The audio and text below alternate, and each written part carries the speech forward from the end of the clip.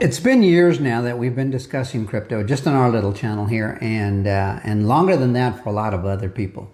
Bitcoin appeared mysteriously during the supposed housing crash, which in my mind was really a banking system fraud.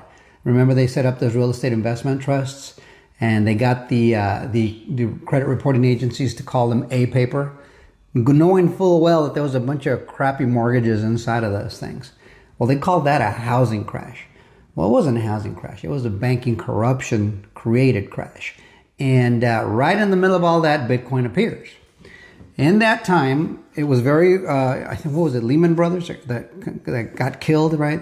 Just disappeared. There were a lot of financial institutions that were in serious trouble at the time.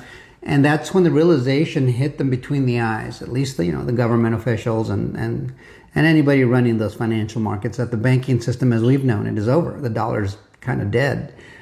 We need something to replace it, and fast. Now, relatively speaking, from 2009 to now, that's pretty quick, but there's been a lot of work that's been done in between. And now we just got the Genius Act completed, last part of 2025. That Genius Act converted the dollar into an actual digital dollar that is blockchain based. Countries aren't buying our debt anymore, so now it's going to be private money, right? Private companies, but they're going to have to adhere to certain standards, and they need to back every single digital dollar they create one-to-one with either gold or cash or cash equivalent type assets. And so that's the system going forward. Somebody's got to buy our debt, and the dollar needs to remain the world reserve currency. That's the position from the standpoint of the United States, and that's what President Donald Trump is pursuing.